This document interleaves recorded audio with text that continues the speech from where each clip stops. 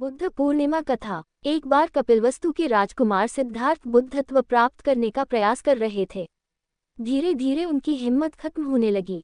प्रयास करते करते एक समय ऐसा आया जब सिद्धार्थ को ऐसा लगने लगा कि सत्य और ज्ञान प्राप्त करने के लिए उनका अपना घर छोड़ना व्यर्थ हो गया।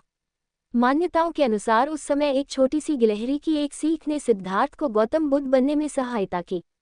ऐसा माना जाता है कि जब सिद्धार्थ सत्य और ज्ञान प्राप्त करने में असफल हो गए, तब उनके मन में यह विचार आने लगा कि वह राजमहल वापस लौट जाएं। मन में ऐसा विचार आने के पश्चात वह अपने राज्य कपिलवस्तु जाने के लिए लौटने लगे। रास्ते में चलते चलते उन्हें बहुत प्यास लगी। उन्होंने एक झील को देखा और अपनी प्यास बुझाने के लिए वह उस झील के नजदीक गए। झील के निकट जाकर के उन्होंने वहां पर एक गिलहरी को देखा। छोटी सी गिलहरी पानी पीने के लिए बार बार झील में जाती और अपनी पूंछ को उसमें डुबोकर वापस रेत पर झटक देती। ये देखकर सिद्धार्थ के मन में यह सवाल उत्पन्न हुआ कि यह नन्ही सी गिलहरी क्या कर रही है। उन्हें ऐसा लगा कि शायद वह गिलहरी झील को सुखाने की कोशिश कर रही है, पर इस तरह गिलहरी का प्रयास कभी भी सफल नहीं हो पाएगा। तभी उन्हें ऐसा महसूस हुआ कि गिलहरी उनसे कुछ कहने की कोशिश कर रही है।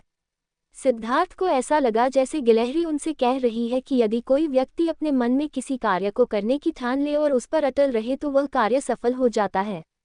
बस हमें कभी भी प्रयास नहीं छोड़ना चाहिए। तब सिद्धार्थ को अपने मन की कमजोरी का एहसास हुआ। वह वहीं से वापस लौटकर तपस्या में लीन हो गए। लगातार कोशिश करने के पश्चात उन्हें बुद्धत्व की प्राप्ति हुई।